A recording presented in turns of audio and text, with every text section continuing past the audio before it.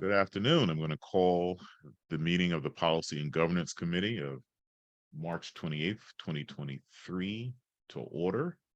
My name is Walter Fields. I am Vice Chair of the Policy and Governance Committee. Our Chair, Alvaro Ruiz, will be in attendance. He has some obligations this evening, but he will join our meeting later. At this time, if I could have my fellow committee members introduce themselves, starting with committee member Boozer Struther. All right. Hello. Good evening, everyone. I'm Pamela Boozer Struther, the District 3 Board of Education member and member of this committee. Good evening, everyone. I'm Judy Mickens-Murray, member of this committee and chair of the board. Good evening, everyone. Jonathan Briggs, member of the committee and rep for District 2.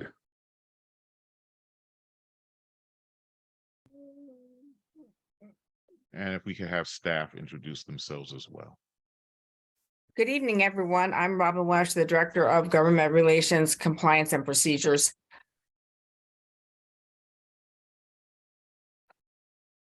Good evening. I'm Elizabeth Saunders. I'm from the Public Charter School Office. Good to see you. Good evening. I am Monica Gaines, and I'm the Charter School Liaison from the Public Charter School Office. Hi, everyone. My name is Cindy Adlin. I'm one of the administrative secretaries in the board office.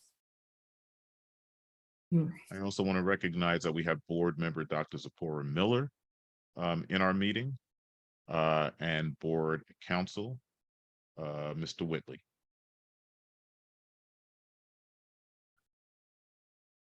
At this time, I will ask for a motion to adopt the March 28th, 2023 Policy and Governance Committee meeting agenda. So moved. Do I have a second? Second. All those in favor signify by saying aye. Aye. Any opposed? Nay. The motion is carried. The agenda has been adopted. Item 1.4, approval of the March 14th, 2023 committee meeting minutes. And I do want to note for our public that our documents for tonight's meeting can be found on board docs if you'd like to follow along. May I have a motion for the approval of the March 14th, 2023 committee meeting minutes? So moved. Second. It has been properly moved and seconded. All those in favor signify by saying aye. Aye. All those opposed, nay. The minutes of March 14th, 2023 have been adopted. Item 2.0, public comment on agenda and non-agenda items. Do we have any public comments this meeting, Ms. Adlin? Vice Chair, no, we don't. Seeing that we have no public comments, we'll go right to item 3.0, legislative updates, update on May legislative committee meetings. Board member Boozer Struther. I actually think this one is deferred to Robin first, and Chair Mickens-Murray is our representative to MABE. Okay. Ms. Welsh? Yes. So we did have a MABE Legislative Committee meeting on Monday, yesterday, the 27th. And we have posted on board docs the document that was shared with us. It's the MABE's Education Advocate. And it really gives the legislative highlights. And probably what they did in the committee meeting was basically review some of the bills that they still have great concern about, because most of the bills now have gone from the House to the Senate or the Senate to the House. And many of the bills that impact us in this system, our school system specifically, right now are being heard in the Education, Energy and Environment Education Environment Committee this coming week. And so there's a couple of the bills that they did talk about. They did bring up again the burden of proof bill in special ed cases, which is House House Bill 294, and they are still opposing it. There has been no amendments to it, and so they're waiting to see what will happen when it gets to the when it's in, now that it's in the Senate. They also are opposing another special education bill, which is the expert witness fees in special education cases, which is House Bill 1237. And what that bill talks about is awarding reasonable attorney fees and related costs, including expert witness fees and costs. So currently, if you go to a due process hearing, and let's say the parents do win that hearing, then the school system would cover all the attorney's fees and related costs. That's been in the law forever. This bill would actually extend it then to also pay for the cost of the expert witnesses, their fees and costs for the parent, if in fact the parent had won that hearing. So MABE is also appealing, is opposing that bill. And then the next bill is House Bill 448, which has to do with non-public special education teacher salaries. So that bill is saying that they will increase the cost of all the we pay for non-public placements, which are pretty expensive for our students with special needs. And they and the teachers that work there, what this bill is going to do is to raise their salaries so that it's equivalent to public schools, whatever county that school, the non-public school is located, whatever the salaries are in that county for teachers, then it raises the salary of those teachers equivalent to that. And initially, when the bill was proposed, it was to increase the state share in the cost, because for all additional costs, they split it between the state and the locals. And now this bill, they took that piece out of it, they amended it and kept the share proportion the same as it is now. So this would really end up causing a tremendous cost to school systems across the state if this bill gets passed. So that's why they are opposing it. The other one, which we have talked about in the past, and we'll probably speak about this evening, is House Bill 119, which has to do with the curriculum bill, where if you don't follow every little aspect of the curriculum to a T, the state superintendent would have the ability to come in and take funding away from the school system. And again, MABE is opposing that bill. And then they are also opposing they are actually they're pleased with some of the changes that have happened to the Time to Care Act revisions and timeline extension, because they have extended that. It has been amended and did pass in the Senate, and they are working towards getting a reasonable extension in time, so that the taking contributions from employees and everything. It's sort of like a new family medical leave insurance program, that those contribution removals would not begin now. They're looking at having it happen to October 1st, 2024. So they're pleased with that extension. There's also a bill that they are opposing, House Bill 849, and I know that our transportation office has not been pleased with this. I think most of the transportation office across the state.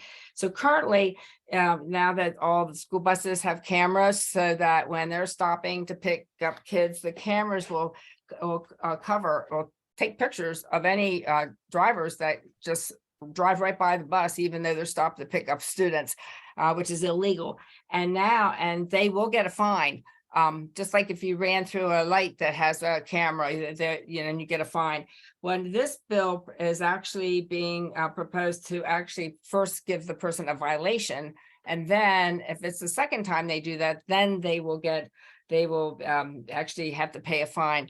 And of course, this concern for transportation is a concern for all of us as student safety, because it's a pretty serious thing when a driver drives past a bus that's stopped to pick up students. When they put that stop sign out there, that means you're supposed to stop.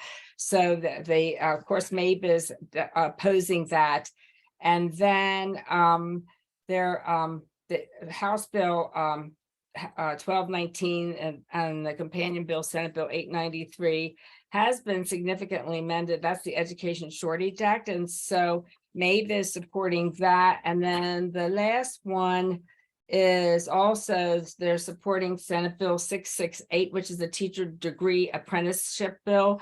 And both of these bills open the doors for us to have more access to teachers who are, that are, that are available to apply for positions in public schools, because teacher shortages across the state have been rampant, and it is an ongoing problem for school systems. So hopefully these two bills would open the door for more opportunity for teachers. Those were, I think, the big ones that they discussed on Monday. And so it's a quick summary, but I encourage everyone to take time. It's not that long of a document, but it does go into detail and explain the reasoning behind why they oppose or support a bill, and explains the bill. So it is on board docs. Thank you, Ms. Welsh. Chair Mickens Murray. Yes, and thank you. During our board meeting, we gave all board members a copy of that document, so all of our board members will have it. Tomorrow, I'm going to Annapolis to testify on House Bill 119, because we are in opposition as a school board. We took that position. In fact, we took opposition to, I think it was we had 26 bills, but 19 of them we took opposition to, and 6 we supported. House Bill 119, as Ms. Welch said, has to do with the curriculum and giving the state superintendent the authority to take money away from us if certain corrective actions are not taken, which is totally unfair, and that all 24 districts are against that bill. House Bill 437, I will also speak on it. That's a local bill that pertains to Prince George's County, and it's about the proposed Office of Accountability and Compliance, which we oppose because it takes away voting rights of the electorate and individuals to have a preference to oversee the governance, administration, and provisions of public education in Prince George's County. So we're definitely in opposition of that. We will also report out on House Bill 1079, which we support because it highlights additional voting rights for our student, who we're extremely proud of, our chair of the Policy and Governance Committee, Alvaro Saron. So I will be attending in person because Mr. Alvaro agreed to accompany me, so I won't get lost. It will be my first time. So we will be buds tomorrow doing this reporting. So I appreciate all of that. Thank you.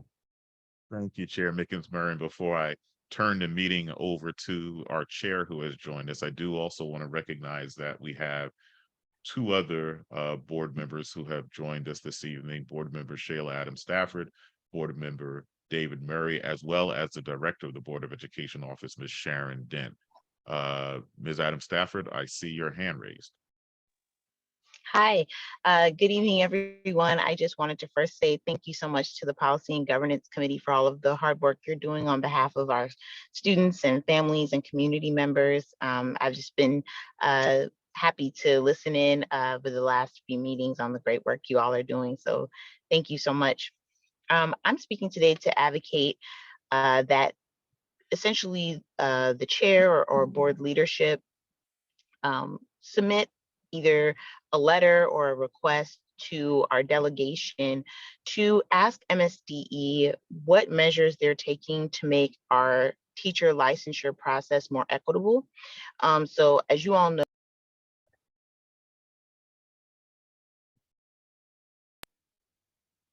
we have, a significant amount of conditional educators within our district. And this becomes an issue of racial equity, in which we have many teachers of color who are often put into this pool essentially because they're not able to achieve the very stringent licensure requirements that are outlined by our state. Maryland has some of the toughest pathways in order to become an educator, and often some of those pathways are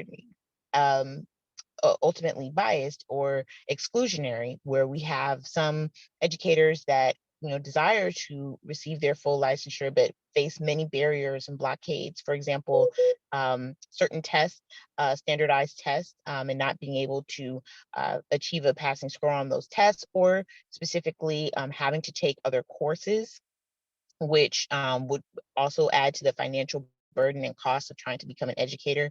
I'll say myself, as an educator, when I came back home to Maryland from North Carolina, even as a nationally board certified teacher, there were still other courses that I was going to be required to take. And so that in and of itself is something that I would ask that our board do some advocacy around, just to ask our delegation to send a letter or ask MSDE what they're doing to, audit themselves in terms of how they are considering ways in which some of the policies and procedures around teacher licensure may be exclusionary. And so that's my ask of this committee today. And again, I just thank you for this opportunity to talk and to be here with you all today.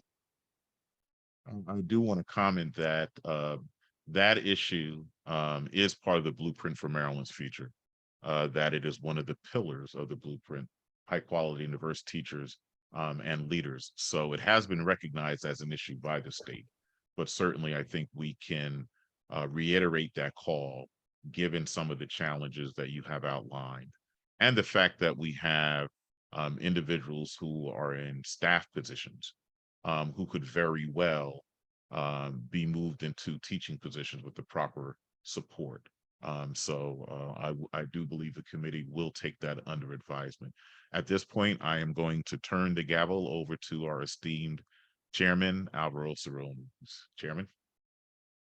Thank you, Vice Chair Walters, for leading the meeting, and hello, everyone. It brings me great pleasure to see everyone. Sorry for my tardiness today, but I know you're all in great hands.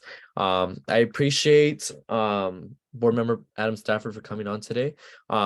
I know I had planned to come earlier today to ask to add this into our agenda as an item, but as it is a part of, I guess, within the legislative update, I definitely would like to take advantage that our state legislature is in session right now. And as we've heard from Dr. Golson and our head of human resources, we need advocacy on that state level, especially to get more teachers into PGCPS, especially the teachers who really want to teach, but they're facing challenges with that testing component, with the practice. And so I think we really, I would like us to seize the opportunity. And like it was mentioned, it is a part of the blueprint.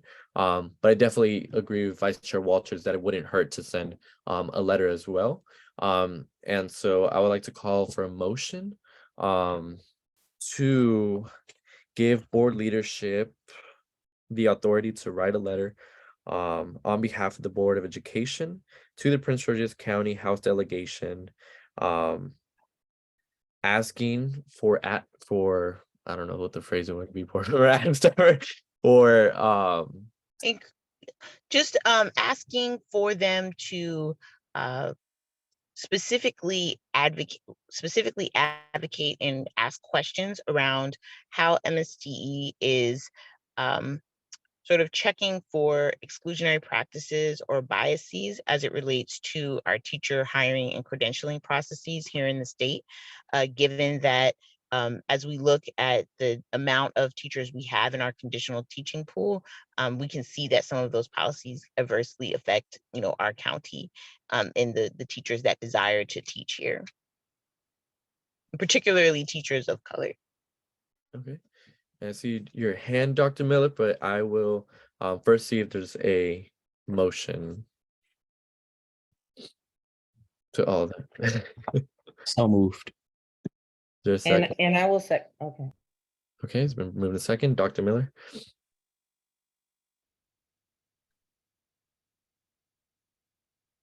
Good evening. Thank you. And to Board Member Adam Stafford, thank you so much for bringing this up, because this is also a topic that's near and dear to my heart amidst this teacher crisis.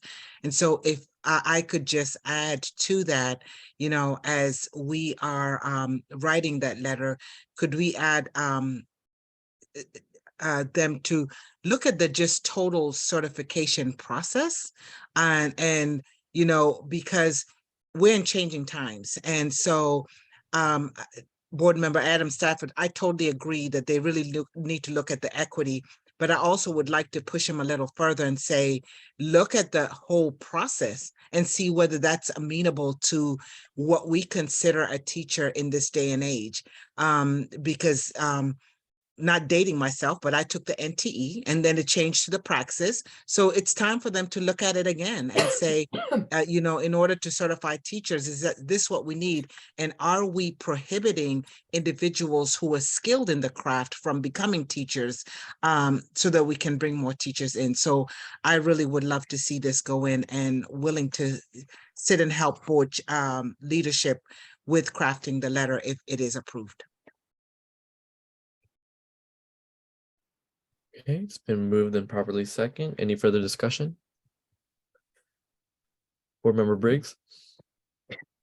Yeah, I want to echo everyone's sentiments of thanking Board Member Adam Stafford for bringing this up. Is a very important issue to discuss. Something I did want to say is, as we're talking about kind of reopening this piece of this policy, one thing I would want to caution and just kind of keep in the letter is that there's no harm to the certification process right now for non-traditional programs. You have, you know, alternative routes for certification like Teach for Americas or other programs. So I wouldn't want, as they're opening up this process, for there to be a revision to the policy that also harms programs that are bringing in teachers from different types of programs. So just wanted to say in the letter, as we're speaking about that, just making sure that we're also clear about like what it is we're requesting, and what it is that we don't want to see changed. And I'm happy to have a conversation offline about that if you all would like to. Okay, Vice Chair Fields. I just want to reiterate, I agree with the sentiment, but I also want to make sure as a board that we understand the intersection with our implementation of the Blueprint for Maryland's Future, because this was a topic of great discussion and inquiry during the Kerwin Commission. And so the state has acknowledged that we have obstacles to teacher certification as well as problems with teacher diversity. So I think that as we write this letter, I think we have to reiterate the points that Board Member Adam Stafford has raised, but also speak emphatically about our intention to use the opportunity under the blueprint to achieve the goals that we want to achieve as a district in diversifying our teacher force. And we have a district that is leading the state right now in terms of leading the way on blueprint implementation. So I want to make sure that we acknowledge that and take advantage of that opportunity. Thank you. Board Member Adam Stafford, followed by Chair McNamara.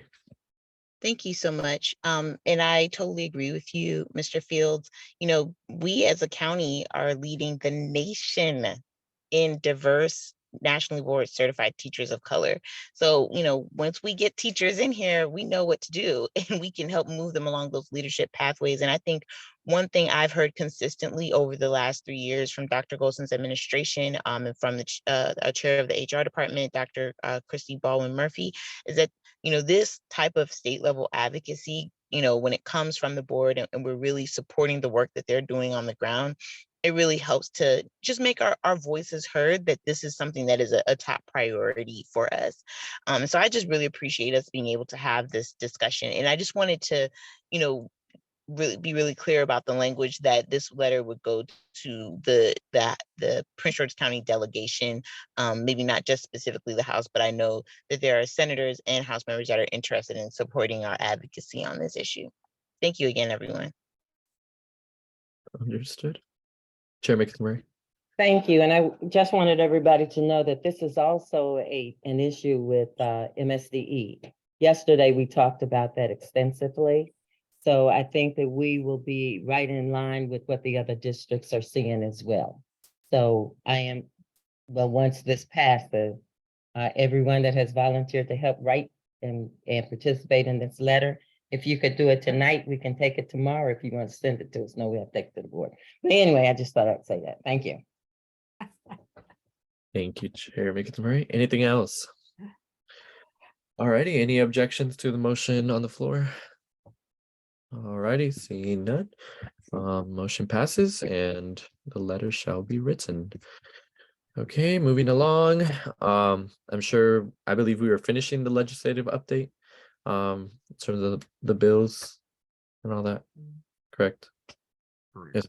So we're on 3.2 now. Alright. Thank you. Alrighty, blueprint implementation. Ms. Boozer Struther, is there an update? All right, thanks. Thank you so much, Chair, and welcome, welcome to the meeting. I'm happy to report that Dr. Libby's team has posted the draft plan to our special portion of the website called Blueprint for Maryland's Future 2022 to 2023. There's a button, resources to keep families and community informed, and that is where the draft plan is, along with a very nice one-page fact sheet in English, French, and Spanish to share with the community. The next step is for agenda setting for a presentation to the board, and I think Chair Mickens-Murray and Dr. Goldson will be working that out for that, because that is actually a required step in the process to happen at this point. So we'll look forward to that presentation. Mr. Board Member Fields, would you like to add anything from your perspective? I just want to congratulate the staff because I think that they were very vigilant in meeting the deadline. This is a historic moment in the state of Maryland where all 24 school districts had to comply with the guidelines set by the Accountability and Implementation Board, and we were out front. And so I think our staff deserves a lot of thanks for the hard work they put in. And now I think it's going to be important as a district because we're walking into uncharted territory. We really don't know how any of these plans will be evaluated by the AIB. They're sort of in the process of making it up as they go along. So I think as a board, we just need to monitor this process and make certain that we stand behind the work of our staff that took the time to look at all the pillars of the blueprint to meet all the expectations and deliver a plan that we believe is best for our school district. Yeah, well said. I agree. The team of 100 did amazing work in a short timeline in terms of writing the plan. Of course, we have to acknowledge that they've been implementing the plan for 3 years until this point. It wasn't on them that the former governor delayed this step in the process. So I did want to note in the plan, if you go into pillar 1, you'll see the references to teacher certification. And this, of course, is from PGCPS's view of implementation of the plan. And I definitely see, maintaining the alternative programs in here and the alternative preparation program. So definitely take a close look at that as we move forward with the letter and then feedback to this plan. And then, of course, I serve on the MABAG ad hoc committee. They have not come back with a meeting date. The chair had noted we were waiting for the response from Governor Westmore on some of the top key issues of concern. And one of those issues that I brought forward, which was shared, was the future infrastructure and seats for pre-K. So that is what we're looking forward to see the governor's thoughts on some of these big pieces to ensure we can implement the blueprint. That concludes my report. Thanks. Thank you. Moving along. So I was informed we are on 3.3 legislative updates. So I know we bounced a bit, but I'll just keep it brief. I'm not sure Ms. Welsh has anything, but if not, my only update would be that the board did approve the bills that were passed through committee in terms of in support, opposition, and no position. And the chair will be testifying based off of those positions tomorrow. And so, yeah, I'm excited to make sure, our voice as a board is being heard, especially as these bills move through the Senate. Ms. Welsh, did you have anything? And board member, actually, Chair Mickens-Murray. Yes, I just want to add that I've also been busy over the weekend talking to senators from Prince George's County about our position on the bill. So I just want everybody to know that. Been very busy. Thank you. And I actually, proud of you arriving. I actually did provide an update from the MABE Legislative Committee meeting, so we have already covered all that. Okie dokie. All right, we move along. 4.0 policies for discussion. So tonight we have 3 policies for discussion. Colleagues will adhere to our 5-minute and 3-minute marks of 2 rounds.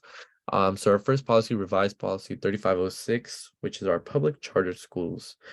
So I'll yield the floor to Ms. Welsh for a brief update along with Ms. Saunders and Ms. Gaines. So we had presented the public charter school policy, the revisions, and then we had conversation before, and we had also made some revisions to the language based on committee members' recommendations, specifically related to the board is also committed to applying lessons learned from the public charter schools, but also expects public charter schools to apply lessons learned from traditional public schools. So that was one of the things that we had added. And then we had also added non-discrimination language within the and Cindy, can you pull that policy so we can just look at it? That we had included that language too. The policy itself is very specific. There, you can see the language there. And if you can scroll down, please, a little bit further in the policy. Keep going. And as you go through this, what you're seeing is pretty much word for word, a lot of information that's come from Title IX of the education article, because that has many different sections to it, but it lays out the specifics of the different aspects of the development of a public charter school, and then the application process, and then also evaluation and verification of public charter schools. And can you just scroll a little bit further down? That was just some cleanup language related to federal and state laws. Continue. Let me see if there's any other changes that we had put in since then. Keep going. And that might be it. I think that's it. I do know we had some comments, I think, at the last meeting that had to do with the process for the application. And I know that the application is a very intense process, because there's many things that are required by law that have to be evaluated in the application process by staff in order to be able to move it forward to the Board of Education. So that is why we did invite Dr. Saunders, Miss Saunders and Dr. Gaines to come to tonight's meeting to share just in a little bit more detail the process and what are all the different things that must be evaluated in the application process. So I won't say anything more, since you have seen the policy a couple times now. So Ms. Sanders, you're welcome, or Dr. Gaines, to provide any information. And then if there are any questions, they'll be glad to answer them. Okay, good evening again, everyone. So I guess I can just share the timeline. We did a presentation with the, I'm not sure, was it this committee? Yes. Okay, so I thought we did a presentation about the charter schools, but I guess I could just highlight the pieces around the charter school application. And so if there is an organization, an individual who is interested in a charter school, they submit a letter of intent and prospectus to the public charter school office. And when you think about a prospectus, it's like an executive summary. It's just a compilation of what the individual is looking for, what they want to bring to our school district. And so it's just a summary. It's exactly that, a summary of what they are proposing as a charter school. Once that we receive the prospectus, we get together with I'll just use positions, but we get together with the chief of curriculum, chief of school leadership, to say that this is the theme or signature program for this particular proposed charter school, and then we compile a committee to review the prospectus. So for example, if it was going to be a STEM school, we would have supervisors and individuals from different STEM departments, the science department, the math department. If someone wanted to open up a performing arts charter school, we would most likely have individuals where they're the experts in that particular field. So maybe the supervisors of music and dance. And so whatever the charter school prospectus tells us that the individual is looking to open a school with what signature program, we get a committee together to review the prospectus. After we review the prospectus, there is a rating, and we shared all that at our last meeting, but there is a rating for each area. And the prospectus is scored. And from there, a final decision is made that if this prospectus is well-written, is very clear that this plan will lend itself to moving to the application phase. The application phase, if it does, is the second Friday in January. They would have from that time frame from August until January to get the application together. If a prospectus is not approved by the committee, then detailed feedback is provided to help the individuals just be able to make some revisions if they choose to, just to be able to show them some areas where their prospectus did not meet and give them some feedback as to the criteria, what they would need to do as far as next steps. If you are moved forward to submit a full charter school application, the next process would be capacity interviews and recommendations. And then at that point, we take it to the Board of Education to make a decision. So that's just an outline, an overview of the timeline for new charter school applications. Thank you. Seeing some hands, I'll recognize Board Member Murray, followed by Board Member Mickens Murray. Good evening, Mr. Chairman. Thanks for recognizing me. Are the charter school operators on the line tonight? I do not believe so. Okay, the reason I asked is that we had tabled in the hopes of coming to this meeting tonight for the purpose of hearing from the charter school operators, the men and women that are Prince George's County Public School employees and operate these schools, as they're most directly impacted by this policy. So I'd like to move to table this to the next standing policy meeting with the explicit statement that we will invite the charter school operators to come and be a part of a discussion.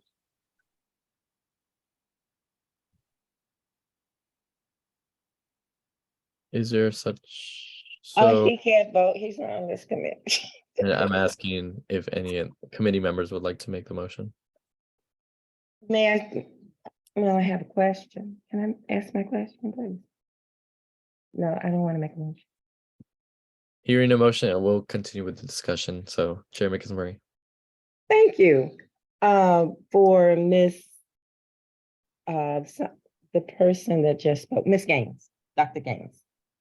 Am I understanding you correctly to say that a prospectus is the first document that must be presented, evaluated, and then that determines whether or not an application comes forward? So yes, so a letter of intent and prospectus. And again, the prospectus is like an executive summary. It's going to tell us the mission of the school, what's the educational plan. And I think that we showed it the last time to show how it highlights each of the areas that you briefly described. It's a shortened version of the application. And so the prospective operator would go in and give us that initial information. Yes.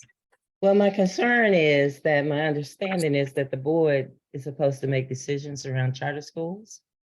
And I'm trying to figure out if the application process is stopped at the prospective level, the board never sees whoever applies for charter schools. And I'm not sure that's right, or should we change something in our policy to make sure that these charters comes to the board, regardless of what the prospectus says? And so the information does come to the board. So this isn't, as far as, and Ms. Walsh, you can help with this, but as far as I know, this is not a new policy. Like, we didn't just make this up this year, last year, or or a couple years before. So this has always been the policy where, the information is submitted to the charter office. We do the initial screening and rating of the prospectus, go through it, and then the information is reported to the board, because you are the authorizer. And I understand that, but my understanding was, and correct me if I'm wrong, that during the last year or couple of years, there may have been 5 applications. Since I've been on the board, I don't recall seeing an application come to us. So I'm truly trying to understand the process. So, right. And so so I don't know that there were 5 applications. There may have been people coming forward that were interested in opening up or operating a charter school. And then we put them through this process so we can get ideas around them. And if they're really serious, do they have the capacity? That's not the application though. But once anyone fills out the application, whether we're recommending, we just make a recommendation. The board does receive the information around the application. They actually receive the application. The board did receive the Legends application and that was the last charter school that we've opened. And that was, they opened actually during the COVID pandemic. Right. The board also received information about a charter school Mecca. Okay, well, I'm trying to make sure I don't go over my time. I keep getting emails from this Friendship Charter School. And I'm trying to figure out, okay, at what point does it come to the full board? Or has a decision been made for it not to come to the full board? Because I just want to make sure I'm communicating the right thing. Or is this the time for the board to look at this policy? And if there is a gap in that policy, we need to fix it.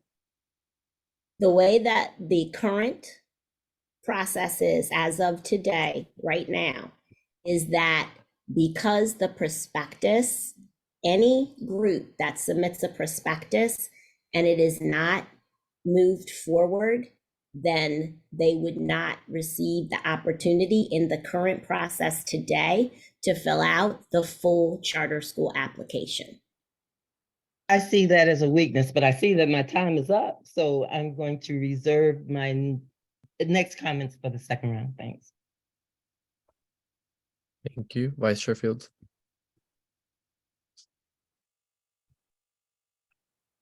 You're on mute. I'm sorry. Listening to this discussion, I think it warrants the board to have a conversation specifically focused on charter schools and charter school process. I think as a board, we need to come to some understanding of where we are as a district in terms of charter schools. I think we need to hear from every board member, their sentiments about the charter process. And if we are lacking structurally in how we receive a prospectus when it has been approved and moving on to the application process is something that as a board structurally, we have to prepare for. So I would hope that as a board, before we invite operators into a discussion, that the board itself has an opportunity internally to talk through these issues. Thank you. I believe I saw Dr. Miller first, then Board Member Briggs. Good evening. Thank you, Chair Sloan Ruiz. I wanted to just get, I think this question would be around the prospectus. So when a charter school submits a prospectus, do they have guidelines? And I may have asked this before, so if I did, please forgive me. Do they have guidelines in which they can follow so that they know what the expectations are, or in terms of the what is being rated on the prospectus? Yes. Yeah, Good. they do. So in the prospectus, it's like an application, and so it's very clear for each area. It'll say introduction. What is your school's proposed school's mission or statement? And then it gives a blur out the criterion underneath of each section. So it's very detailed to lead them in the right direction. Okay, can I still have time, right? So my follow-up question to that would be, so they submit an application and not application, sorry, different word. They submit a prospectus. And then when the prospectus is reviewed, if it's accepted, then they're invited to apply. If it doesn't meet the criteria, and my understanding is they have the criteria. So if it doesn't meet the criteria, do they receive back a feedback on, okay, so you submitted your prospectus, at this time we're not inviting you, but here's what we need you to do, so that when they submit another time, the second time, they're able to meet whatever areas that they were weak in, so that hopefully it goes to the application phase? Yes, and so it's a rubric that we use, and it'll once again, it'll say statement of need, why this charter school, what's your educational philosophy? All of those things are, again, on the rubric as well, with the score that they received, and then comments from the committee to help explain the score. So yes, if you did not meet it, you may want to think about these things. If you did a really great job in this, we even highlight that as well. It's both strengths and weaknesses, areas for growth on the rubric that we give back to them. Okay, thank you so much. Thank you, Board Member Briggs. Thank you so much, Chair Saron Ruiz. And I just had a few really quick questions for you, Ms. Saunders and Dr. Gaines. And I wanted to start with, I think actually Dr. Miller just asked a lot of the questions I was going to ask. So if I'm not violating any Open Meetings Act piece here before you answer, I would love for someone to give input here. The question that I had is just because I've also received an email from Friendship Charter. Have you received a prospectus from Friendship Charter? Yes. Okay, so you have. All right, so then my next question is, do you think, just based off of your having done this for some time, do you think there are any requirements in the charter policy as it stands right now that are unduly burdensome or in need of change as it pertains to maybe equity, or as it pertains to getting a more robust set of charter applicants kind of through the process? Some of the questions that we ask, and the purpose of this is, and I can give one specific example, is there was a group that came forward, and if they had went full blown into the application process, if we had not realized their plan was to educate Prince George's County students, but be physically located in another county. And that is not a part of the law. You cannot do that. The charter school and these students need to come from whatever county they're in Maryland. So some of the questions that we ask are also to quickly say, no, we can't do this. We know this is not within the requirements and guidelines around charter schools. To me, and you asked the question about equity, there is always room to grow as we learn more about our changing community. And so because the demographics, the needs of our community change, charter schools are schools of the people. So it is important that we do look at our processes as an office and willing to have conversations and listen to input and make changes where there are needed and grow with the times. That is very important. Okay, and so do you think that there are issues in the policy right now that are kind of impeding that? One of the things that I've been looking at and thinking about are the pieces around understanding the needs of the community and what they like to see in a school. So that is something that, there's a lot of talk around that nationally. And that's something that has always been very interesting and worth exploring, because again, communities change. They change needs, they change demographics, and it is important to have an ear for that. So that is something. Great. And then I did have one other question. As far as the example you gave with the charter school that was not based in the state, but they were trying to serve students, can you just specifically name the issue? Was that they weren't like physically in the state, or what was it again? No, Prince George's County charter school. Our Prince George's County charter schools are for Prince George's County public school students. This is not a group that we're discussing. It was just one of the questions that you want to ask to actually get to the concepts around the school. And it was important because to fill out a huge 200-page, have all these documents around the application and then find out you're opening the school in that won't do. Okay, great. Okay, thank you. Thank you, Ms. Welsh. I see your hand.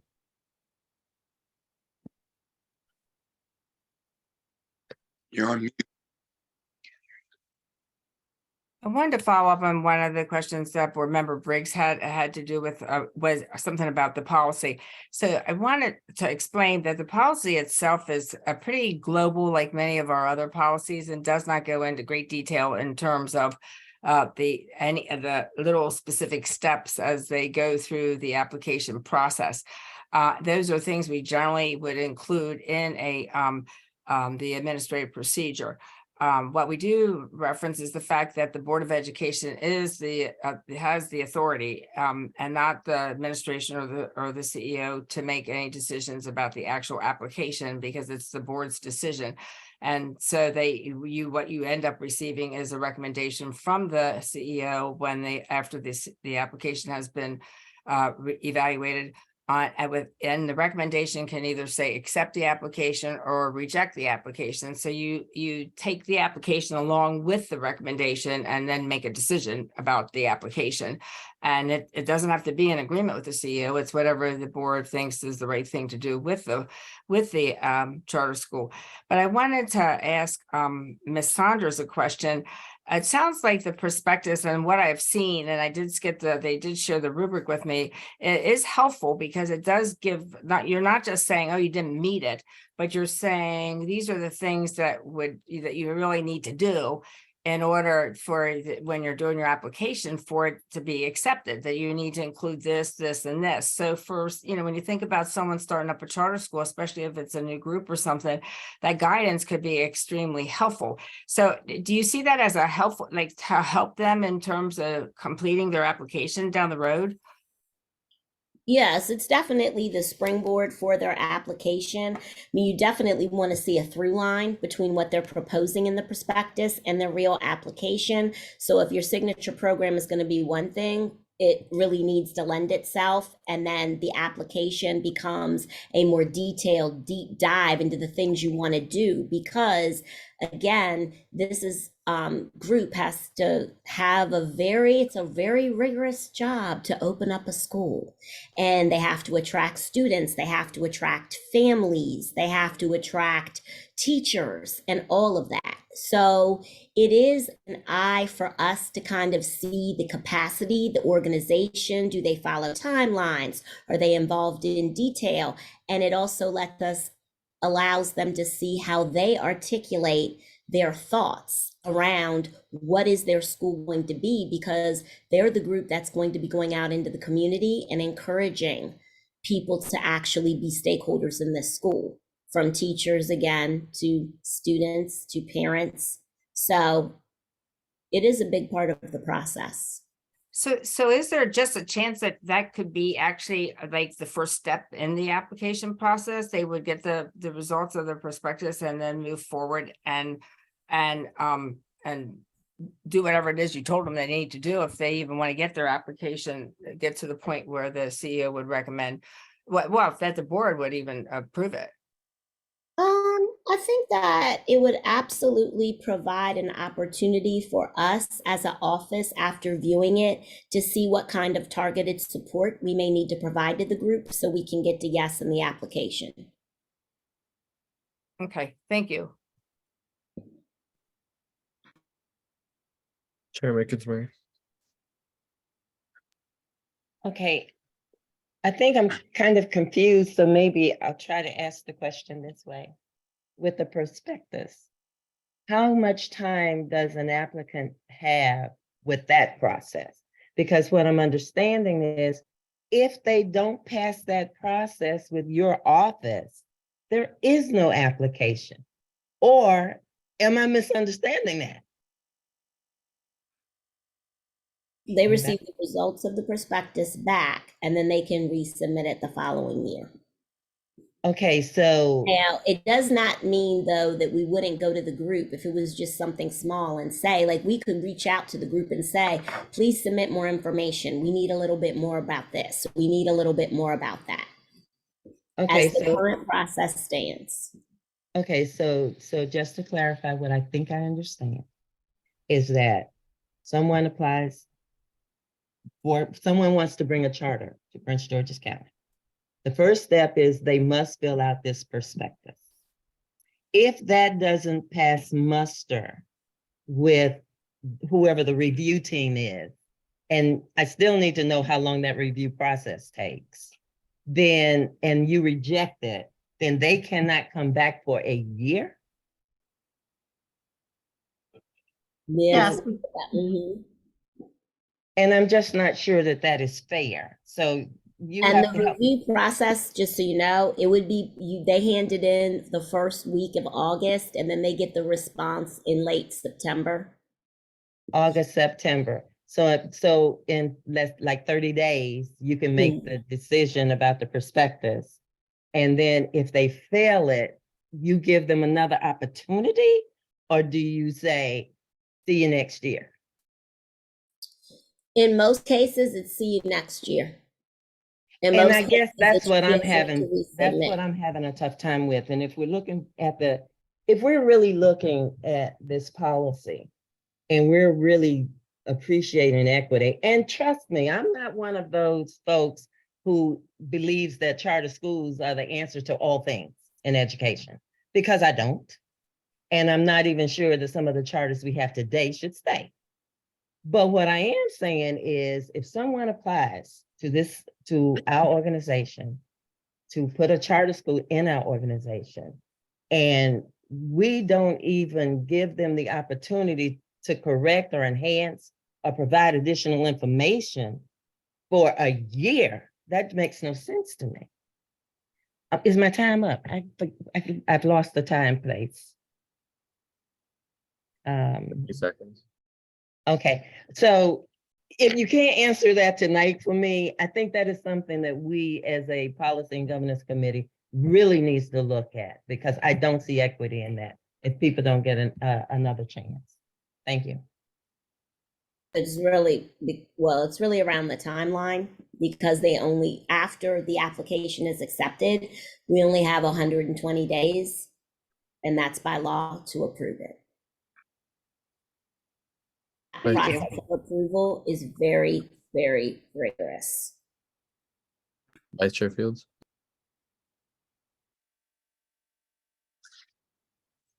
So it's my understanding that this prospective process is in place because we want to give our professional staff the opportunity to review a charter application and make the determination after going through the rubric whether or not a charter applicant has met the standard. And if there are minor technical corrections, what happens is the charter applicant will be informed and have an opportunity to fix those corrections. But a rejection, in my mind, is based upon a greater failure to meet the standards of the rubric. And I don't have a problem with that. So I think the missing piece here is on those prospecti that get rejected, whether or not the board just simply has an opportunity to look at those And perhaps even say, if they have to come back in a year, we like these applicants, we want to prioritize these applicants, but giving the board an opportunity to weigh in at some point, not to disrupt, however, the prospectus and application process, because it's a tight window. And in terms of equity, because my colleague board member Briggs brought this up appropriately, our district policy on equity applies to charter schools. And so, we do have a policy in place that all schools, charter or our traditional public schools, come under, and that equity policy should apply to charters as well. But I think that this conversation is the reason why I would suggest a further discussion with all the board as a whole.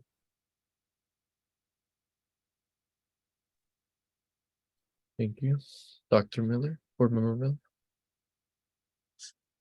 Thank you so much. This is just a follow-up for me to just gain some understanding on the timeline. I think I just want to understand. First, I thought that when the charter school submitted the prospectus, by law, we only have 30 days, or by law, we have 120 days. Can you unpack that for me? Because I'm hearing my colleagues say we really need to look at our policy, but I also want to ensure that if we're looking at policies, we're also in line with what the law is saying. All right, and so just for the clarification for that piece, so once we receive the full charter school application, which is in January, if you're invited from the prospectus, it passes, you're going to do the full application. Once we receive the full application, and we usually, the date is the second, we just have the second Friday in January. From there, we have 120 days. Once we get the prospectus, there's not a state law that says how many days you have to review that, but we try to do it as soon as possible. Once we get our team together for each prospectus, and then, but it's not a number of days for the prospectus, but 120 days once we receive the full charter school application. Okay, thank you so much.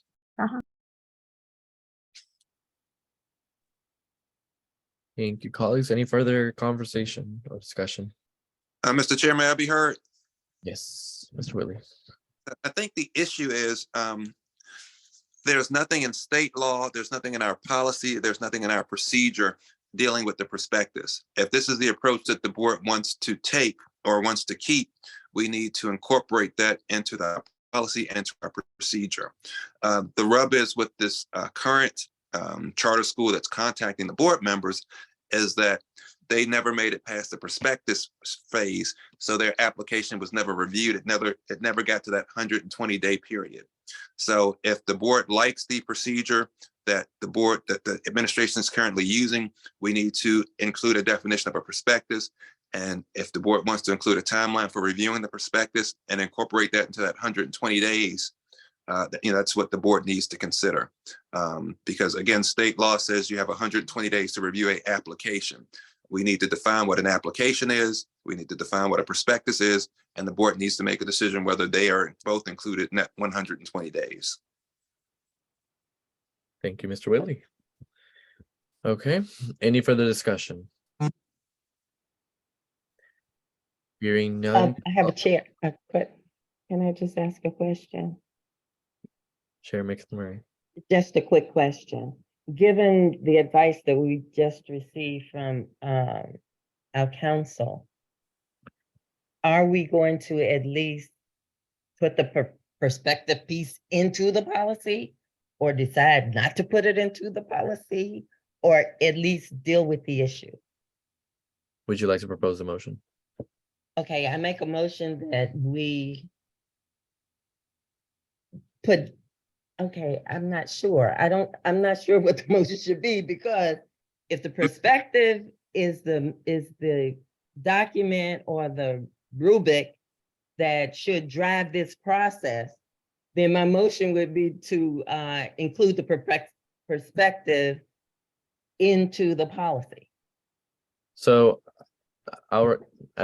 Miller, I'll Let let- me Before, hear from Dr. before, Miller. sorry, before, Board Chair Mickens Murray makes a motion, I just want to unpack, because this is my understanding of where the prospectus fits in the timeline.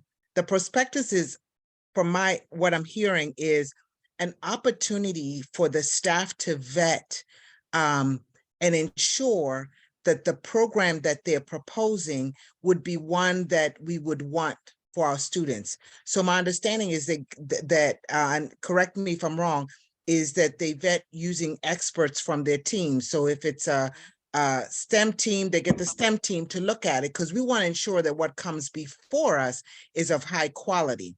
So what I guess I want to put on the table before we make a motion about the process, that we have a deeper understanding of what the process is and why, so that we're really ensuring that when we're getting information before us, because I think the rub right now is, okay, so when they put it in, what is the process and how do they have a chance to correct what was brought to the table, and could they bring it in that same year or not bring it in that same year? So I think it was Board Member Fields who mentioned, let's have a conversation around it so that we can have a deeper understanding of why that process is in place before we start changing the policy. So we ensure that it aligns, it just may just require us to talk through some things that need to change that may not require policy.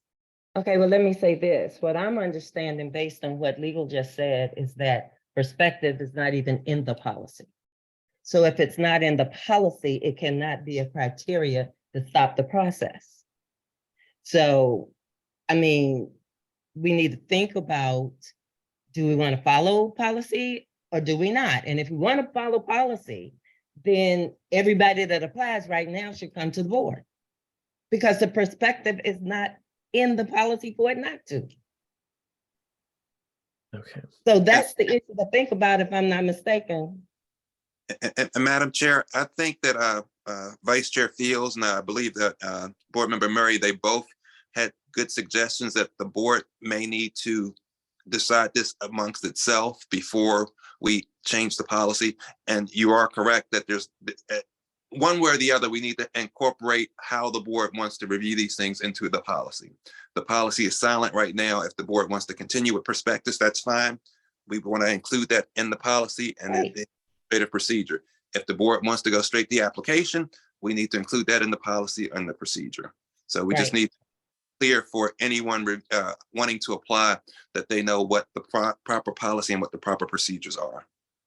So would the recommendation from this Policy and Governance Committee be that we have a work session on charters, so that we can clarify amongst ourselves what we want included in that process, and then come back and revisit the policy?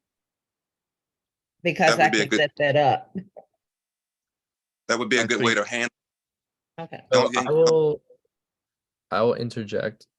I would like us to make a motion regarding the praxis and develop a policy to present to the board and bring this as a discussion. Well, when it does need to come before the board for first reader, have the discussion then, only because we have had Ms. Saunders and Dr. Gaines present to the full board already and to the committee already. And so I feel like the opportunity to learn more about the process, learn about the praxis, I believe we've already been presented the information. And I feel like today's like the third time I've heard Dr. Gaines talk about the praxis. So Then practice I will go forward with my motion to include, I make a motion to include the practice in the policy. prospectus. So is there Perspective. a motion to include language regarding the prospectus, a definition, and I believe Well, it was mentioned. And a the time- process, Would the we would have prospectus, to, would the prospectus be a kind of a pre-application, or would that be rolled into the 120 days? Are we defining the prospectus as an application? Or are we defining the prospectus as a pre-application, or sort of a pre-application? okay, then, so I modify my motion. I make a motion that we define perspective as to what role it plays in the charter school application. So moved. Is there a second? Oh, I mean, He seconded, So- Briggs. okay, we'll move into discussion. So I see, I'll go with Ms. Welsh because I know you had something to say, and then I'll go with Vice Chair Fields. So I like, that's fine if you want to put it in the policy, but my question, I think it goes back to what Mr. Whitley shared, is that okay, you put it in the policy, but it still becomes a question of whether or not it's part of the application process. And from a legal standpoint, I think it's critically important that we realize that 120-day process, and that if in fact we start having, that's the important question. Will it legally stand if there was a denial of an application or a prospectus and it went up to the state board and the state board says, no, you're not even following the law correctly because this should have been completed within the 120-day process. I know that Mr. Whitley and I have conferred on this, as well as I have conferred with general counsel on this, and there is the recommendation has been that, and I'm just giving you that, and certainly Mr. Whitley jump in at any point in time, but the recommendation has been that it should be concluded as part of the application process within the 120 days, because from a legal standpoint, it would have a better chance of holding up if a decision by the board ever got appealed to the state board. Okay. Vice Chair Fields. And that was actually going to be part of what I wanted to raise, because I don't believe that application is defined in terms of what's included in that application. So the prospectus could become just part of the application, so long as it fit in within that 120-day window, because I think the prospectus, as sort of a first step, has some value in terms of making sure that we are getting high quality applicants for our charter schools. So I think the motion should really speak to the inclusion of what we now call a prospectus into the formal application process for charters, applicants for Prince George's County Public Schools. You want to make a substitute motion? Well, if I can just amend the motion that was made. I can amend it. I'm receptive to it. Mr. Briggs, are you? Yes. Good. Any further discussion? Is there anything from the administration understanding what the board wants to do? Since you guys are the ones who have to live with it. The only thing that I was gonna add is that just Baltimore County recently did revise their application process. Well, they revised it in 2021, not super recently, but basically the prospectus review isn't a part of the 120-day timeline in their process, but there is a technical review that then they do look at what is submitted, because again, it's a lot of work, and we also have to pull staff from other roles that they fulfill to go through these prospectus along with the application. But the application is a multi-week process, where the prospectus is just a quick technical training. They read it on their own, they score it, we then come together, and then we create scores for the rubric. But the application process is very rigorous. It takes weeks before we can even come with a recommendation. And then we also have to make sure that we pass it through the proper channels till it gets to the Board of Education that makes the final decision. So you can have that process without it being part of the 120-day process. And, you know, we definitely could then go back and review the prospectus for completeness and ask our clarifying questions then, if that makes sense. So we're not rushing the decision to open a school. Okay. Ms. Welsh, I see your hand. Oh, I'm sorry, I didn't take it down. I apologize.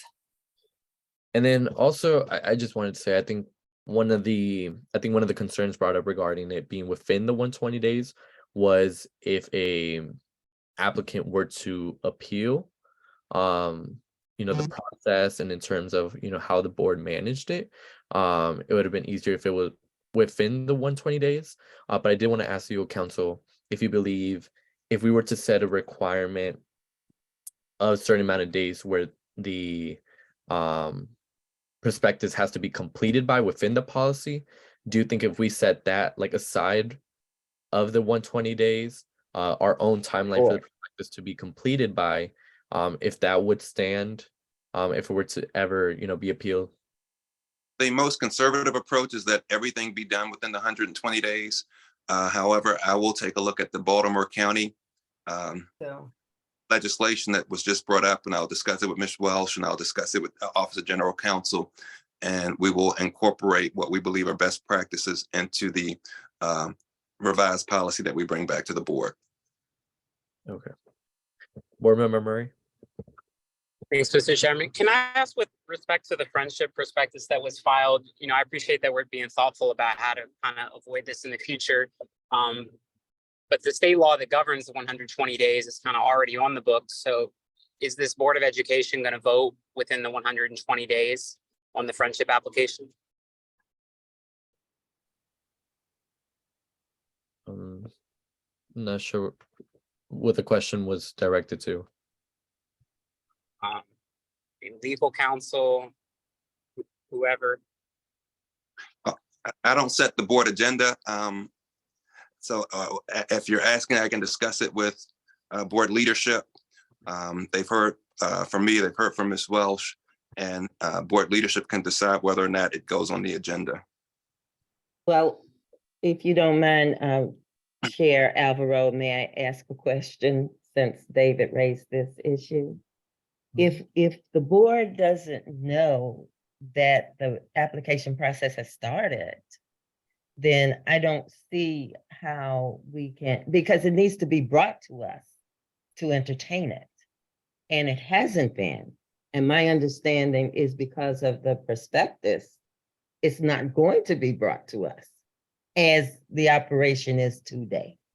That is what I understand.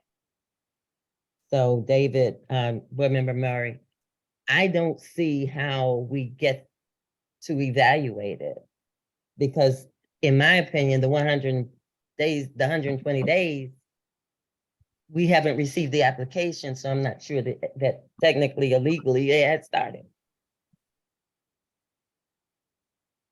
I mean, I think that's kind of why we're trying to sort through this right now. I mean, the administration's already said they have received it. I mean, so at that point, it's on the administration to turn that over to us so that we can render that decision in time. I mean, it seems like hopefully we can just sort that out on this call right now. We have everyone that's involved. So we do have a motion on the floor. So Can I interject before we act on that motion? Yes, Board Member Okay, Briggs. I just wanted to say thank you so much, Chair Sarang Ruiz. I just wanted to say, Board Member Murray, I hear you, and I think that is a good point. The other thing I think that we have to consider, though, is that if we open the doors to kind of retroactive prospectuses, then there's others that are going to come and say, hey, you rejected mine and you should consider mine. So I think that we have to understand that too, as a potential hazard that might exist if we choose this route. So it might be better for us to say, moving forward, we do this thing, but I think nothing after the date that we start that process, for the fact that others may come along and we may have a barrage of people just saying that. Thank you. Vice Chair Fields, has you been? And thank you for that comment, Board Member Briggs. I think that I would be hesitant at this point to look at that application, given the review by our staff. And so I trust staff judgment. If there were minor technical revisions that needed to be done and the applicant met it to the staff satisfaction and the full application was moved forward, it would be one thing. But I think that we have to first tackle this larger policy issue, and then from that point going forward, operate under these new conditions. Thank you, Dr. Board Member Miller. Thank you so much, Chair Soren Ruiz. I just wanted to follow up because I know many of my colleagues are referencing the Friendship Charter, and I'm actually meeting with them soon, but I wanted to get some clarity on where we are. And it's my understanding that they have already received, and I don't want to go through the application, and maybe I should talk to the team, just set up a time to talk with the team. But it's my understanding that they do have an opportunity to put in a prospectus in August, and they did receive feedback. And so they should be able to put in a prospectus and follow the feedback that was outlined so that they could at least get to the application process.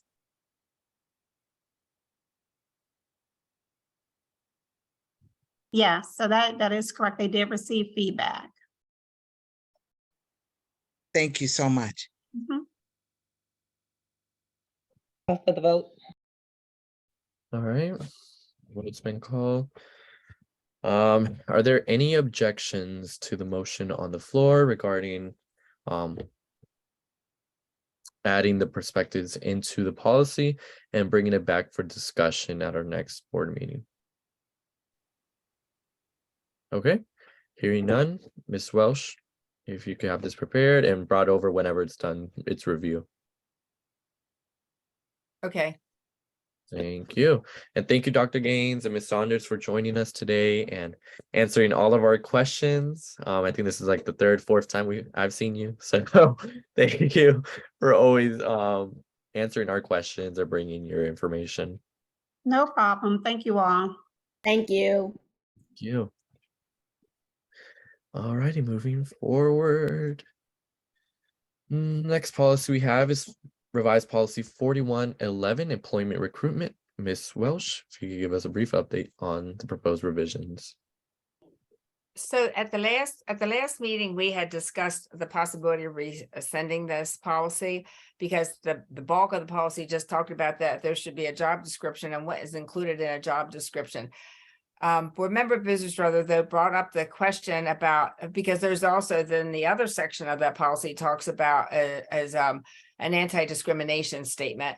And basically saying that we're not going to be discriminatory in our hiring process and recruiting and everything, and that all the protected classes we will consider anyone regardless of, race, age, color, or religion, and all the other protected classes. So she asked the question, well, do we have any other policy though that addresses the recruitment process as far as being anti-discriminatory?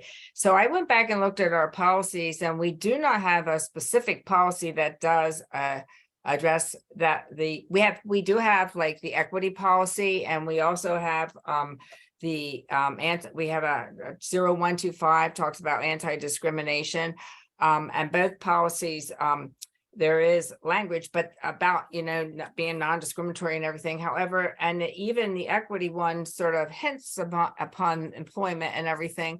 However, there's no specific policy that has specific language addressing this.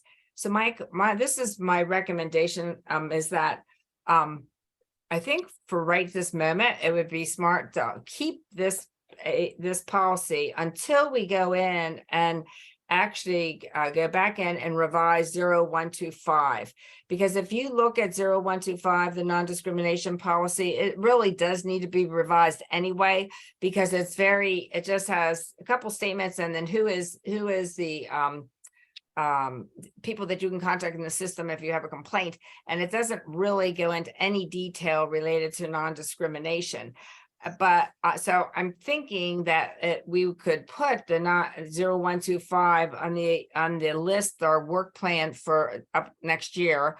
And then when that policy has been revised, we would then rescind the 4111 because we now have the language that talks about that we're equal employment opportunity employer.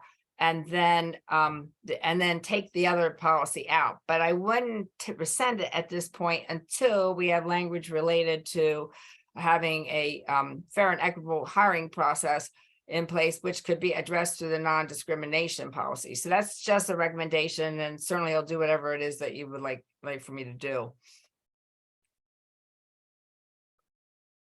Thank you, Ms. Welsh. Colleagues, floor is open for any discussion. Vice Chair Fields. I like that recommendation. I'm looking at board policy 0125. And I think if you just looked at the second paragraph of the policy on the agenda tonight, it really fits into 0125 and it makes it more complete as an equal opportunity statement on behalf of the board, because the policy, actually the beginning part of the policy is more about recruitment than anything else. And so I like that recommendation that we leave it intact until we come back to revise our equal employment opportunity policy. Okay. Board Member Boozer Strother. Thank you. Yeah, I just wanted to say I support your recommendation. I just want to thank you for taking the time to review all the policies and make sure we're going to be in alignment and to bring forward that solution. So I look forward to working on that with you. Thank you. Yeah. Any further discussion, colleagues? Hearing none, taking this recommendation, I guess it will be removed from our work plan for this year and recommended to be included in the work plan for next year, correct? Mhm. All righty. Thank you, Ms. Welsh. Moving on to policy 5110.3, transfer of students. Ms. Welsh. So the transfer of students policy, I did spend some time with that because we, again, was one of our older policies that just sort of had a blanket statement basically saying that that parent could apply to have the transfer to a school that's not their residential boundary / attendance area school, and that if the Office of Student Records denied their request, then they could appeal to the Office of Appeals. And then if they deny, Office of Appeals, who's the designee for the superintendent, denies the request, then it can be appealed to the Board of Education, which is basically what does happen at this point. But I felt the policy should be provide a little bit more information in terms of what the standards are for even approving a transfer, and what are the grounds when you wouldn't approve a transfer. So I, in the policy statement, I basically put some of our strategic plan language in there. And I did say that the board does value students attending schools within their own community. And that there is the expectation that they will, that although we do realize that we want our students in their identified residential boundary attendance, there are circumstances when we should be looking at other schools in addition to, in spite of their identified residential boundary attendance school. Now, saying that, I want to point out, this is purely, so this is unrelated to like schools, parents who want to send their students to one of our specialty schools, like the academies, we have an entire process in place for that, and a lottery system and everything. And the same thing with the public charter schools. So this is specific to transferring to any of the other schools where there isn't a process in place. So this policy, the whole purpose of it is really just to provide guidelines for considering the circumstances in which a student could be moved to, a process that they could attend another school other than their identified residential boundary attendance school, but also making sure that the process is fair and equitable for all parents. Or guardians of a student. And I did put a lot of definitions which are there to support what's in the standards. So I'm going to move right to the standards. And there are basically right now, the way we're operating is that a parent may request a transfer on the basis of, first of all, the student, their child has a sibling with a disability that is actually enrolled in a non-residential boundary attendance school. That's usually done through the IEP process, but now the parent doesn't want to have their other child and their siblings, they're close in age or whatever, being in a separate school. And so they're requesting a transfer for their non-disabled student child to be able to go to the school where their child with disabilities has been placed. So that's one of the reasons. Another reason is just before and after care, and not related to our before and after care programs that are attached to the schools, but situations where parents have placed their children in before and after care in and to make it more convenient to get to work. They may have to drop their child off and then they go to work and come back, those kinds of things, and trying to make it convenient so they can handle their work life and still their child's education life. So that's probably one of the most times you'll see requests for that across the system, especially for your elementary age kids. And then the other one is for a student with English for speakers of other language, ESOL, that the sibling is enrolled in a different school related to ESOL, then again, the parent might say, well, I want my other child to be in that school too. So they would request that. Also, a terminal grade completion transfer, which means the student's in 12th grade. And let's say that maybe the parents moved and the child shouldn't no longer attend that school, but they're asking, can I finish up my 12th grade year in this particular school, even though it's not my residential boundary attendance area school? And then a departmental transfer. So that might be like, if you, let's say you have a high school student that is taking like not all of our high schools have the same CTE programs, okay? So let's suppose that you are in one school and it doesn't offer the CTE program that you really would like to be able to, that pathway to follow through with that, then that would be a reason that you might grant a transfer, just because that gives that student the opportunity to really, go do a CTE program that they're really interested in.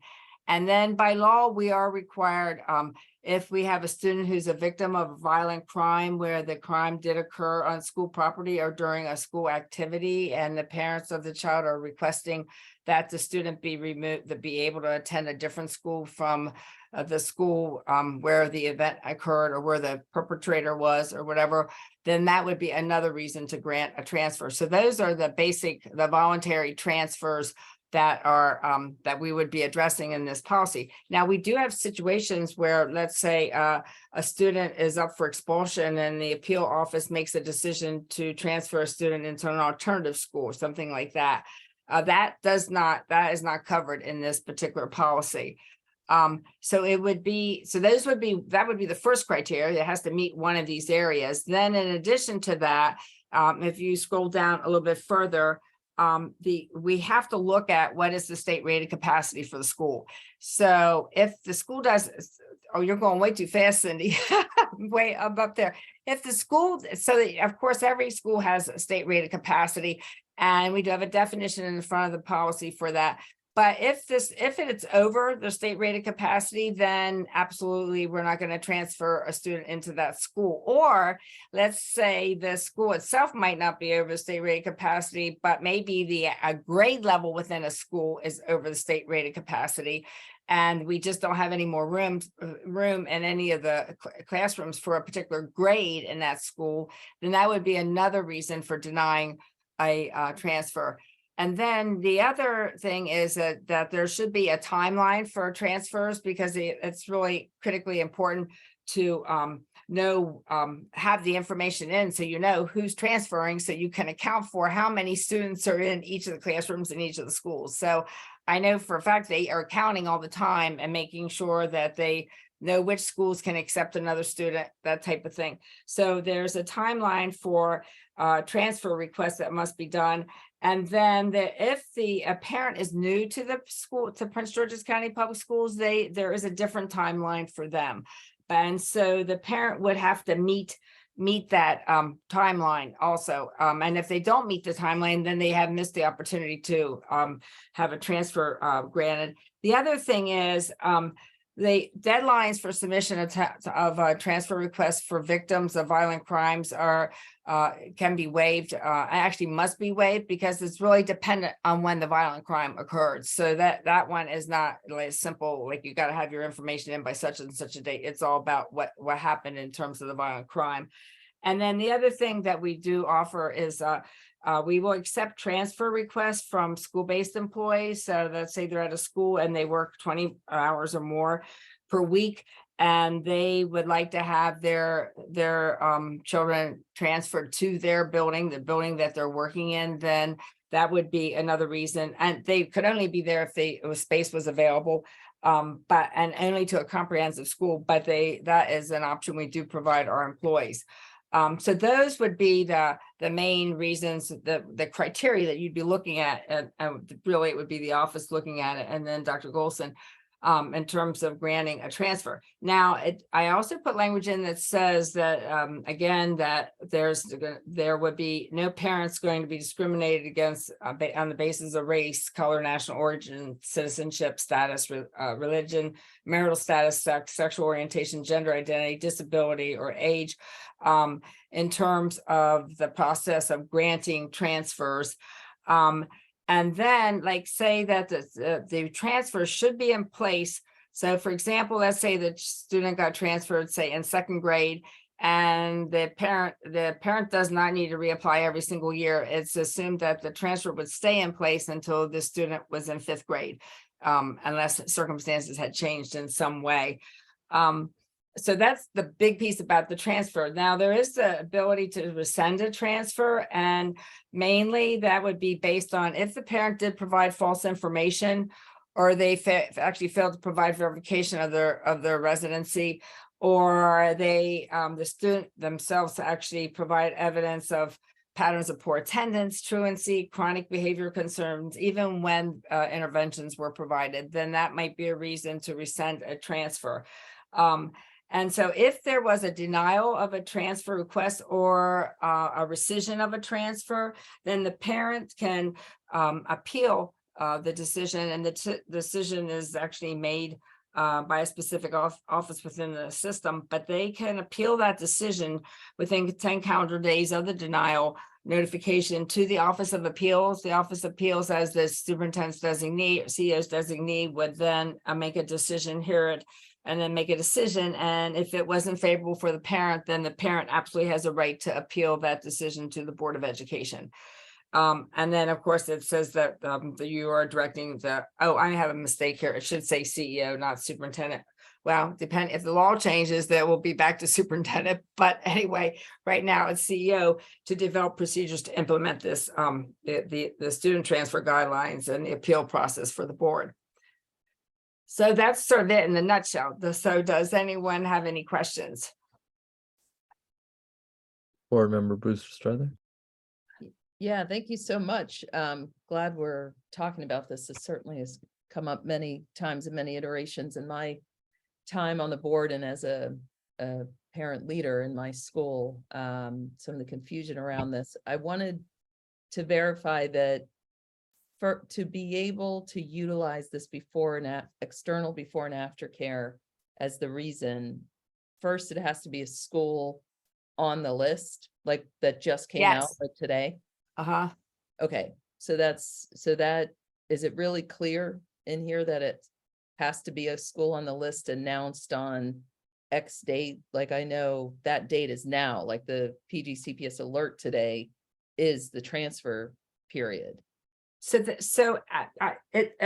policy itself says that that in addition to the whole idea of the state rated capacity, both in terms of the school and then of course to the grade level, that the requested grade that the school must be on the list of available schools, and that's the list that just came out today. I would say we need to be clear about when that list is alive. It's not alive all year. It's only alive. I'll be glad to find out when that is. That needs to be really clear, because this is where as board members, we get the sad stories, and it's really painful. They missed it by a day. They could have been eligible. Like, there really needs to be some clarity on this.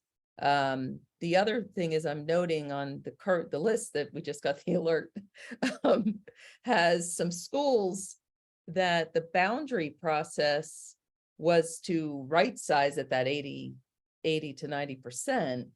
So I'm curious, so has that been really carefully checked for this year? Because I'm seeing some schools in my district that are about to have a lot of a good number of seats filled, through the boundary shift.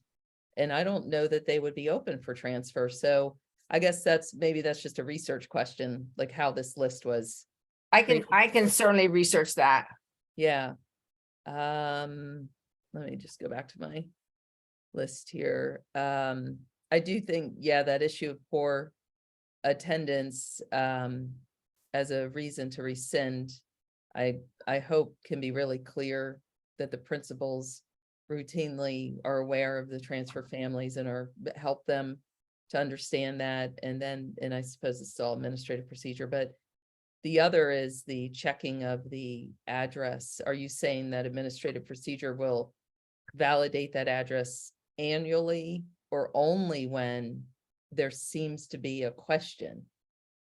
Like that Sure. maybe someone, learned that someone who was, receiving this benefit, something changed where they really shouldn't be receiving this benefit of transfer. So anyway, I just wanted to be clear about that. You just know you have to show residency every year or not, or so that these are just some of the pain points that I've gone through with families that I wanted to raise. So I will look into those questions. And as far as the bona fide residency, the verification, of course, when a student registers to come to school, there's a lengthy process. And in fact, we just went through an MSD audit that looked exactly at our process and the registration process. And did we have the documentation to verify that, the students that they had chosen for the audit were within the school system. And we did meet all those audit requirements when they went through and reviewed. But saying that, I don't know if that is just the initial requirement when they first register for school, or if this is something that they follow up periodically and just double check, maybe they do random checks. I don't know, but let me find out. I can find out all the answers to your questions. Yeah, because that before and after care, I happen to be in a community that has a very, attractive option and has been extremely helpful to families. And in the past, there's been inconsistency in this. So I'm looking for real consistency, that a student who lives in another area of Prince George's who comes to their grandparents' house in the morning and afternoon, that has not been consistently applied. And of course, I think part of it is this really rigid time period for transfer, and that you have to be a school with the seats. So, all of these, I think, are really nice. That this is definitely nice that we have this as an option, but there needs to be so much education for it to be equitable and to not continue to have families who feel like they were left out and didn't understand. So I think it falls into that category that we know, like there's just there's systems where information is so critical. So I'd like to raise that as well, that we market this all year long, not just as an emergency alert today. Hey, you have to think about this right now. So that would be something I would want in AP as the communications plan. Okay. Thank you. That's all. Thank you. Vice Chair Fields. Just as a point of information, what do our transfer numbers look like every year proportionally in terms of our students? So that's a good question, and I will find that out for you. I don't know, but I can definitely find that out for you.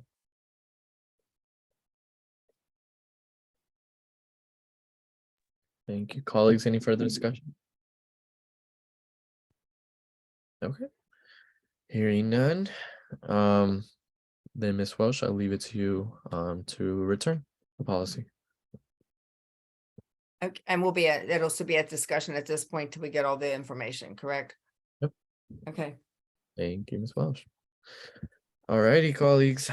Moving on to 5.0, policies for review or action. Our actions taken on policies today are pursuant to board policy 9340. We have one policy, that is policy 5168, which is our automated external defibrillator policy. So colleagues may have a motion to forward revised policy 5168, automated external defibrillators, to the full board with a recommendation to seek public comment. So moved. Is there a Second. second? It's been properly moved in second. I'll now yield to Ms. Welsh for a brief overview.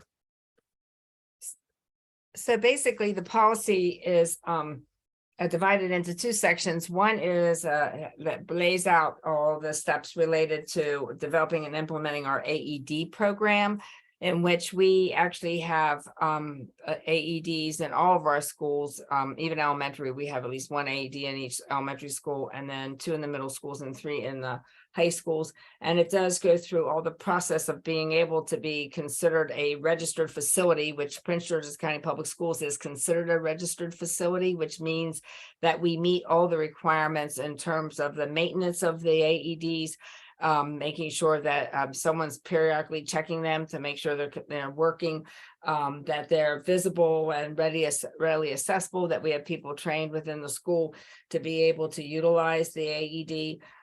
And so those are all the pieces. And I did check because I think there was a question about students being trained. So there is within our curriculum, health curriculum at the high school level, there is a requirement for in health for training on the use of AEDs and CPRs.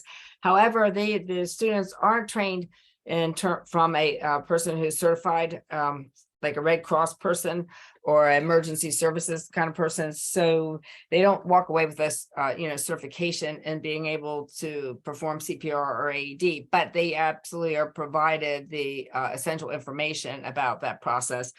Anyway, that was just sort of an aside, but this just lays out all the pieces that are the requirements by law that we have to have in place to be considered an AED, that having an AED program. So that's the first part of the procedure policy. And then the second part talks about making sure that every single high school and middle school has a venue-specific emergency action plan.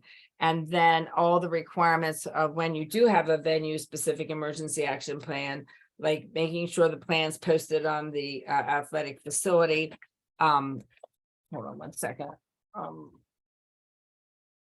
And then making sure it's also on the website, making sure every member of the coaching staff has a copy of it, making sure they've done rehearsing, the use of AEDs, the training piece that an AED is always on site during a school-sponsored athletic event, and then training all coaching staff in the operation and use of AEDs. And I know they just completed, I think, 3 evenings of training for the coaches. I think it was last week, and they are planning to do more training. Their goal is to have everyone trained by the end of the summer. So all their coaches will have been trained with, and it's actually CPR/AED training because they go hand in hand together. And then making sure at this point that we always have a member of the coaching staff that has been trained available during any athletic events. And then availability of 1 AED during all school functions. So that's basically the policy in the nutshell as far as what it does contain. Thank you. Colleagues, any questions or discussion? Okay, hearing none. It's been properly moved in second. So colleagues, is there any objections to this policy? All righty, hearing none. Motion passes and policy will be moved to the full board with the recommendation to seek public comment. Alrighty, moving on. Follow-ups from previous meetings will be posted on board docs upon receipt. Our next committee meeting will be Tuesday, April 18th, 2023 at 5 p.m. Meeting will be virtual. I believe this will be after Sine Die, so the meeting will be packed with updates regarding what happened during legislative session. And it gives us a little break. We've been meeting quite often this session, so we'll be taking a little break. But all right, with that being said, thank you everyone for the discussion tonight. I think we really did some really meaningful work, especially with the public charge policy. So I thank you all. And with that, do I have a motion to adjourn? So Move to adjourn. Second. Second. Been properly moved in second to adjourn the March 28th, 2023 policy and governance meeting. Any objections? Hearing none. Meeting is adjourned. The time is now 6:51. Thank you, everyone. Have a great night. Thank you. Good night. Good night.